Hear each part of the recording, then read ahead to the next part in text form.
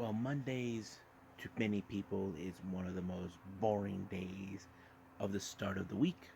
But for me, not at all because I get to watch wrestling from either past events and present events. So, right now we got AEW Dark Elevation, but also reviewed three past events.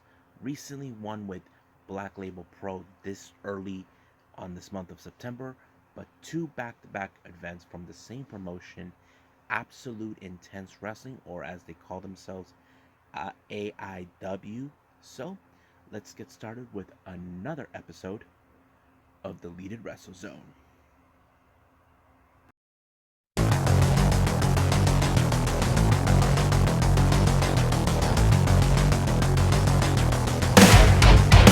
Are you ready? Get up, get up!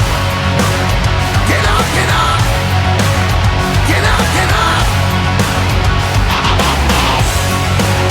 Get up, get up! Get up, get up! Get up, get up!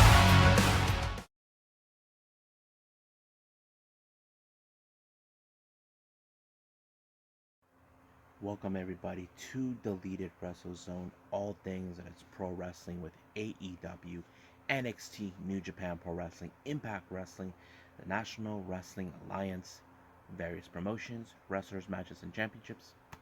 I am your host, J. right here. So let's begin with the latest AEW Dark Elevation with 8 stack matches. Um, as you know, you may have heard AEW Dark, in fact, will be doing tapings at Universal Studios. But as for AEW Dark Elevation, we'll remain doing this before the start of Dynamite, from my understanding. But right now, let's see what they had in their matches. The first match is Bow Down to Your Royal Highness, Emi Sakura, along with Lulu Pencil, or as if you guys hang out with her, you probably say Pencil Ami, taking on the other queen, Queen Aminata. So this became like a battle of the queens. Now, who would you root for? Would you root for Emi Sakura, a veteran in the Yoshi wrestling world, or Queen Aminata? In my perspective, it would be Emi. Come on. She has trained champions herself. Hell, we have already two of them in AEW. Why wouldn't I root for her? But it was a good match. You know how aggressive she is. But of course, it always ends in her favor. The next match, we got the Elite Hunter, Frankie Kazarian, taking on Ren Jones. Um, as you can see, Frankie Kazarian always impresses us with using the crossface chicken wing, which is one of the most effective moves. Some say that's one of the creations from the god of wrestling, Karl Gotch. So it always works every time. So you got to bring in a little bit of the old school to make it new for all the new people out there. The next match, we have Super Bad Girl, Penelope Ford, and the Psychotic, and being accompanied by the Psychotic Bunny, taking on Lady Luck. As you can guess, Lady Luck ran out of luck when Penelope Ford put her out in that infamous move that you know it would be insane. And of course, she has no other choice but to tap out. And finally, we see the reuniting of the Butcher and the Blade. As you all know, the Butcher was out for months because he injured himself. I think it was a thumb injury, from what I understand. So it's great to see them back, and they're still the same mean old kooks that we know from the very beginning. And of course, they picked up the victory because that's who they are. Next match, we got Jade Cargill along with Smart Mark Sterling taking on Shauna Reed, who is one of the students for the Rhodes Wrestling Academy. But this match was already over before you know it. It finished quicker. And of course, Jade Cargill is currently undefeated, but she is going to face Layla Hirsch, I think, in Dark or Dynamite. I'm not 100% sure, but I'll let everybody know when that happens. Now, the next match we have The return of Tay Conti, and Anna Jay reunite, taking on Jay Lee and Ella Shah.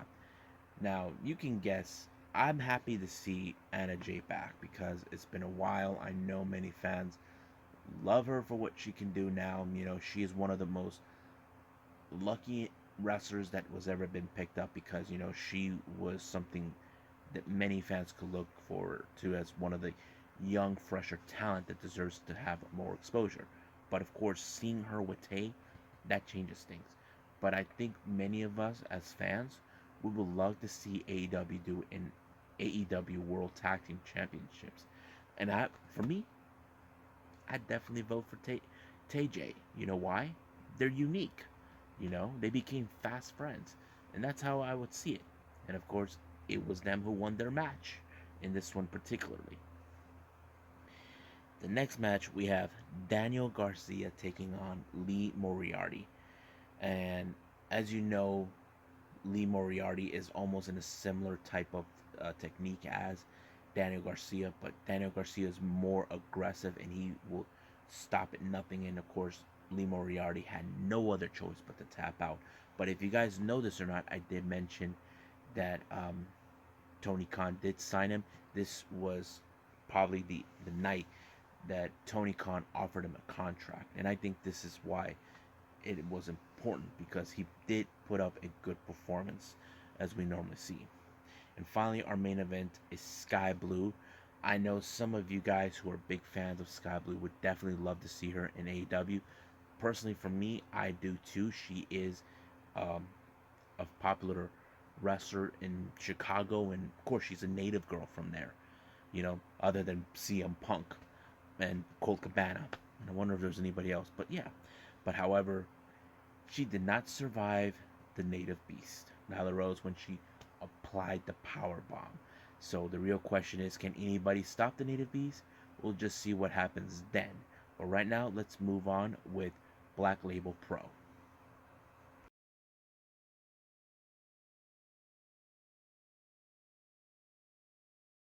Okay, we got Black Label Pro, but first things first. Other than doing the collaboration with GCW, I cannot recall if I ever reviewed a Black Label Pro event. But I will look into that because I know I got tons of videos. I'll scroll back to my video library in this channel to see if I did. If I haven't, hallelujah for me.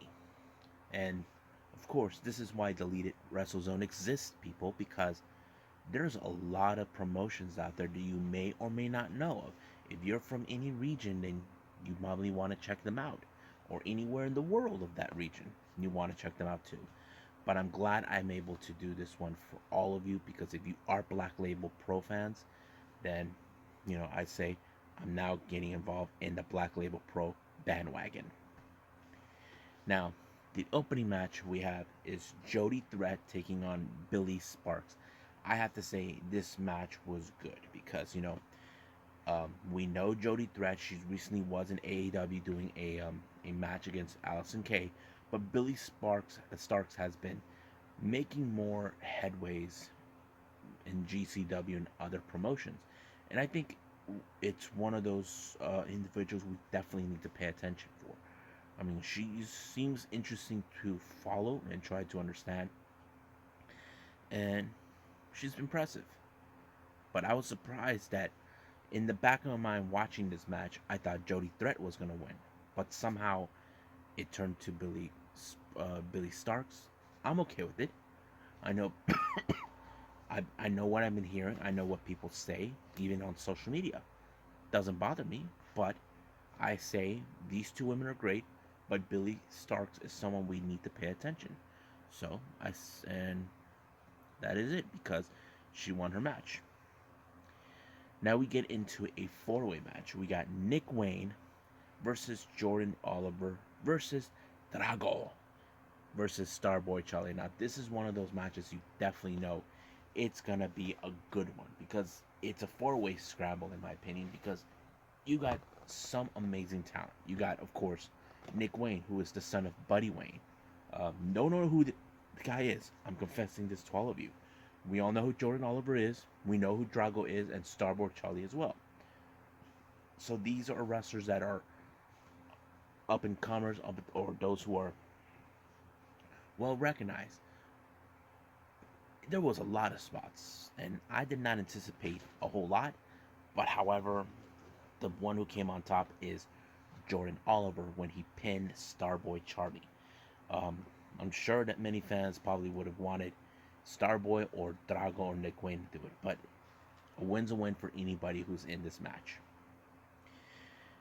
The next match we have, of course, Anthony Green, or as we knew him in NXT, what's this? Oh, yeah, Austin Gray, making his return to indie scenes, taking on Big Beef. Now, I have to say, Anthony Green did a pretty good job returning back. I know things haven't been easy for him since he was released, but I like to say he's back where he belongs. This is his home, but I have to say there'll be good things coming for him and down the road, and we cannot dismiss that. But the match was great, but however, it didn't turn out so well for Anthony when he lost to Big Beef. He's a Now I know why they call him Big Beef, but he is a very powerful dude, a very powerhouse, and that's what got him to win the match. Now the next match is Laredo Kid taking on Lee Moriarty. I have to say, what an amazing match. This is one of those matches you definitely did not want to miss. But however, seeing Lee Moriarty, this is why he is so talented, and this is why he was picked up by AEW, because he's in the same kind of style that Daniel Garcia has. But that's how it is, and I'm like, this is why I love wrestling. You see what great talent they're out there, and Lee Moriarty is no exception to that. So he pulled off an amazing submission, but got Laredo Kid right in dead center of the ring, and he had no other choice but to tap out. Now we were supposed to have a match soon next, but Trevor Outlaw decided to come out and complain that he did not get a match. But however, someone decided to step up and put him out of his misery, and that is Joshua Bishop. Now I will mention him again in AIW, and he took him out completely. Trevor Outlaw was not even in ring gear. He was wearing shorts, shoes, and a shirt. But he lost to Joshua, and of course, that's what happened. So someone had to shut him up because he never shuts up. Now, the next match, oh my god, it was also unbelievably good. It was Janai Kai, the hybrid competitor, taking on Kevin Blackwood. I have to say, this match is a perfect example of intergender matches. Reason I say this, Janae, I've seen her what she can do. She has a unique style. I mean, a style of wrestling and martial arts, or however it is so unique. But she stepped up to the plate against Kevin Blackwood. I'm like, wow.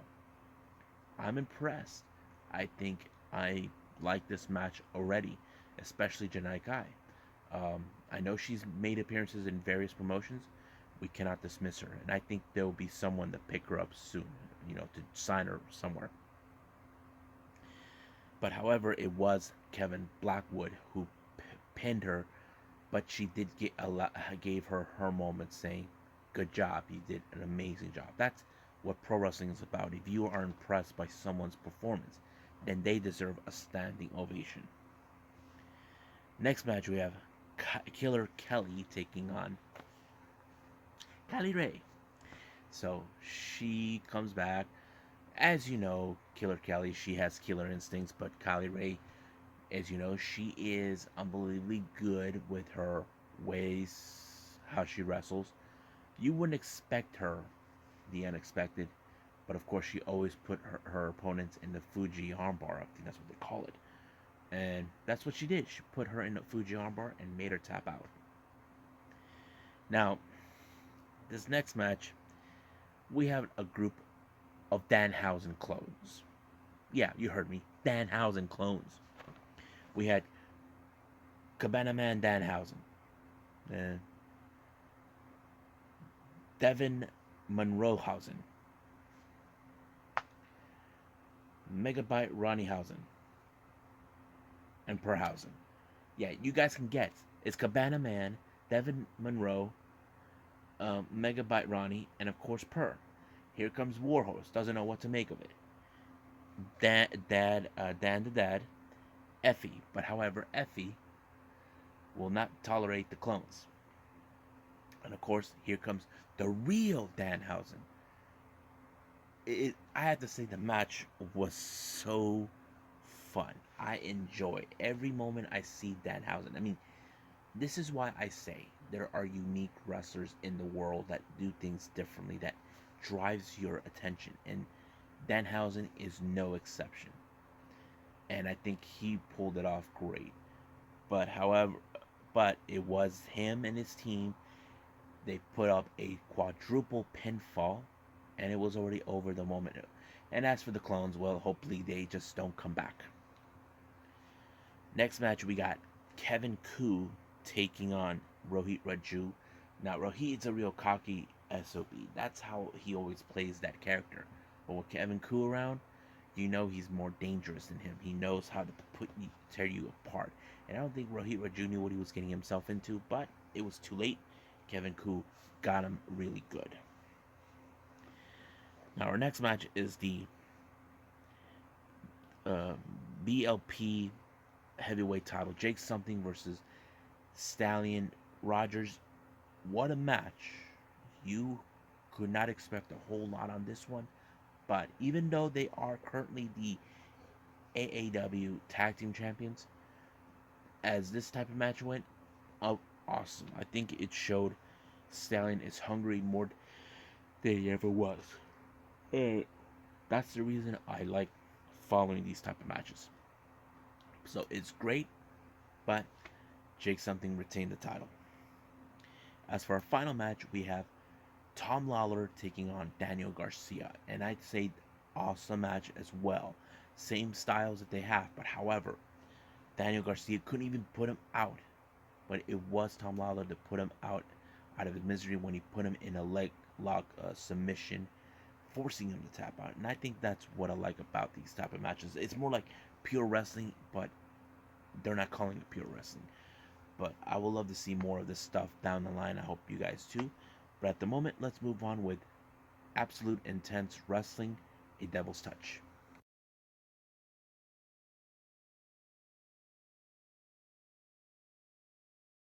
Okay, so we got Absolute Intense Wrestling. This is a promotion based out of Cleveland, Ohio. They did their show called A Touch of Evil. And when you think of evil, you think about Danhausen. This took place on the 27th of August. So it was a pretty good show. So let's go from the beginning. Now, keep in mind, if there are some wrestling names that you don't know, I apologize because they're still new to me. Now, I have covered a AIW show once before, and I think that one was not too long ago, maybe 2 or 3 months ago. I'm not sure. But let's go what we have. The opening match is a tag match. We got um, To Infinity and Beyond. Cheech and Colin Delaney taking on Bulky Season, Arthur MacArthur and Chuck Stone. This was one of those matches you can tell it was so good because Infinity and Beyond, they're very talented, but they also have ways of cheating their way through out to win their matches. But when I look at both these sessions, they are, one guy is a bit more slimmer and the other is a bit more bigger, and that's a good combination. But however, it was Infinity and Beyond that won this match by pinfall, and it was over from there. Next match, we got Chase Oliver taking on Lee Moriarty. I think this match was good as well because whenever Lee Moriarty is there, he knows how to make his opponent look good. But Chase Oliver was the one that put Lee Moriarty out when he did the shooting star press, which was unbelievable. But he was smart enough to move Lee Moriarty. He was too close to the ropes, and it was already over from right from the moment. Next match we have, well, not the next match. We had these two guys named Brian Carson and Casey Carrington, who are not so happy they did not get booked. So they set up an open challenge. And to respond to the open challenge is 40 Acres, Jocelyn Navarro, and PB Smooth. And it was a good match because it showed how 40 Acres are a unique team. If you guys must know, they're an intergender tag team match. Jocelyn Navarro is the only female in this team, while PB Smooth is the only male in this team. And it was good, and I have to say it was PB Smooth that did the work where it did allow Jocelyn Navarro to pick up the victory for their team, and 40 Acres won. And as for Brian and Casey, better luck next time, boys. Next match, we got Ethan Wright taking on Filthy Tom Lawler. Good match. But however, a mysterious man attacked Ethan Wright, but Lawler was unaware of what just took place. But as soon as he was able to pick up the victory on his match with the pinfall, he was attacked by the same mask guy. Nobody knows why or who, but we'll find out soon.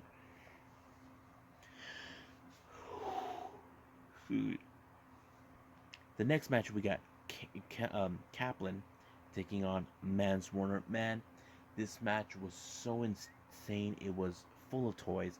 You can use whatever they want, but however, Kaplan was the one who refuses to now die on this type of match, and it just that's what made it so good. But in the end, it was Mans Warner that picked up the victory on this one when he pinned him completely, knocked him out cold. Next match, we got Bitcoin Boys, consists of Eric Taylor and Mikey Montgomery, along with a guy who I've seen before named the Duke, taking on the main event. Duke Davis and Gentleman Jones Jr. Now, I knew right from the get-go that Duke would do whatever it takes to win by getting himself involved, and that's what he did. He actually used a boot onto Gannon, and it allowed him to be pinned one way or the other to win the match. Now, the next match is Levi Everett taking on Matthew Justice. Another good hardcore match where all the toys came out, the doors, the chairs, everything.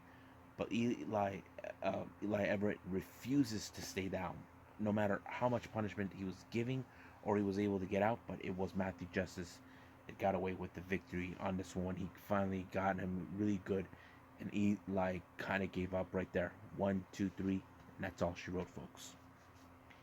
Next match, we have Derek Dillinger along with Ziggy Haynes taking on Danhausen.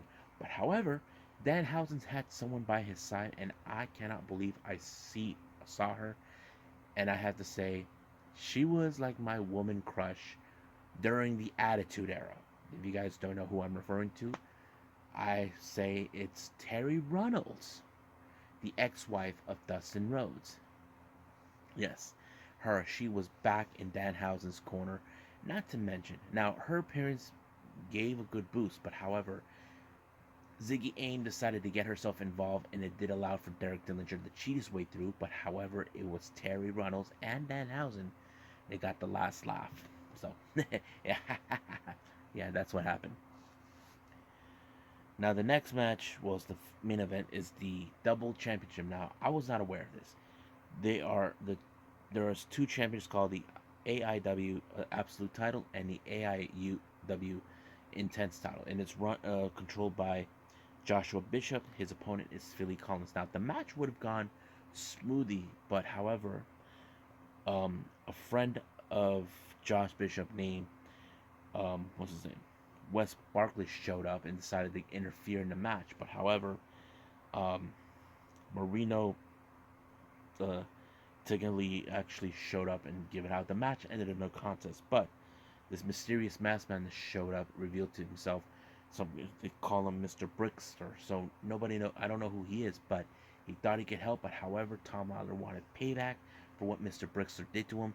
But this time, they set themselves in a six-man tag team match the following day, which is going to be good for all of us because it's also all the toys you can use.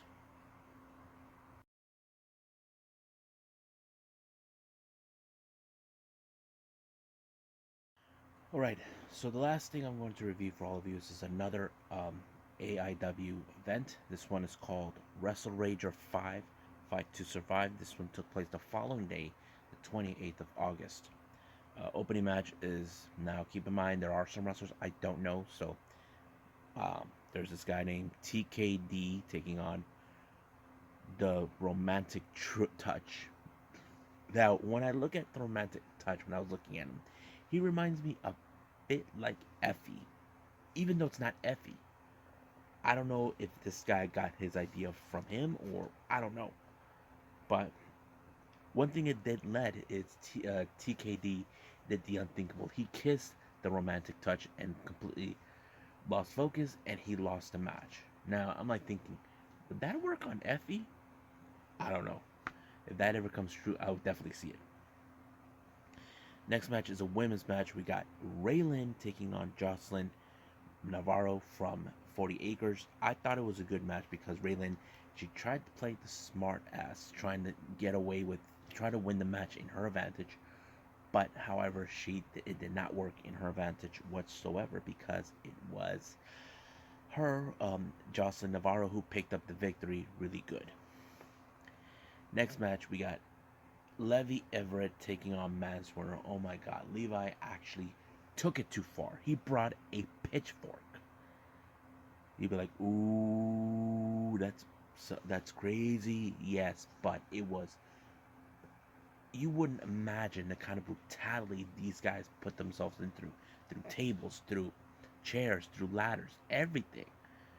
But it was Mance that crushed his head by using this piece of wood on a chair, knocking him out. And it was already over right then. One, two, three. And I'm sure Levi Everett probably ends up in a concussion. Next match, we got Eric Taylor, uh, who is a member of the Bitcoin Boys, alongside Mikey Montgomery and the Duke, taking on Chuck Stone, who's being accompanied by Arthur MacArthur. But you can tell by this moment the Duke made sure that he win the match because it was more of the advantage, and it did allow for Eric Taylor to win. However, there was little in the post match. The Duke put out a promo, but there was this guy named Tawan. I don't know if that's his name. Showed up. He wants a piece of the Duke, but the Duke tried to play smart, not to get involved, but it was already too late. Tawan actually got him, and he power bombed him. And of course, the Duke had to get out of there because he knew he was in trouble. Now, the next match, it was supposed to be a singles match, but it turned into a no rules tag team match. We have the production consistent of Derek Dillinger and Ziggy Aim taking on Parker Pierce and who was the other guy? Evan Ambrose. That match was crazy. Even Ziggy had no other choice but to deal with the carnage with thumbtacks and whatever. But however, it was Evan who pinned her 1, 2, 3, and it was over the moment she ever knew it would really happen. Now the next match is Kaplan taking on Matthew Justice. Another good match. So intense, so crazy. It's hard to determine who was going to come out on top on this one. But I think in the end it played out very well where we had, of course, Kaplan who was the better man. And of course, there's no shame for Matthew Justice to lose this way. He knows he can get back on a high horse no matter what. Now the next match is the main event, the six-man tag team match. We have the Rip City Shooters, consistent of Joshua Bishop, Wes Barkley, and of course Mr. Brickster, taking on the Philly and Marino Experience, consistent of Marino Tenagalia and Philly Collins, teaming with Tom Lawler. Another good match, a lot of good teamwork in this one. They even tried to isolate Tom Lawler so they can try to pin him. Even used a door to try to set on fire, but luckily it did not happen. But it did overturn, and it was Tom Lawler that, with the help of Philly and Marino, that put what's his name, Wes Barkley out of his misery, and it was over when he powerbombed them. They couldn't even light the door, but it played out pretty well for them in the end. So I think these are two good shows. I think you guys should check it out. But right now, I think we'll end it right here. Well, I hope you guys enjoyed this episode. But before I go, I want to give out some good news. If you guys have been watching Raw, we have a brand new WWE champion, and that is Big E, who cashed in his Money in the Bank briefcase. Now, you probably say, we all can say we're happy for it, but I want to confess to all of you of this guy named Ango from Destination Pro Wrestling predicted that somehow Biggie was going to cash in his against what's his name, against Bobby Lashley, because I don't think there is any good build the reason to have Roman Reigns, but with Bobby Lashley it would make more sense. So I say it was a pretty good smart move, and I think it was pretty well. Even though I did not see Raw, but I did saw the clips. Great way. But coming up for the following day, we got to Move Pro Wrestling, their latest Choco Pro event. We got NWA Power.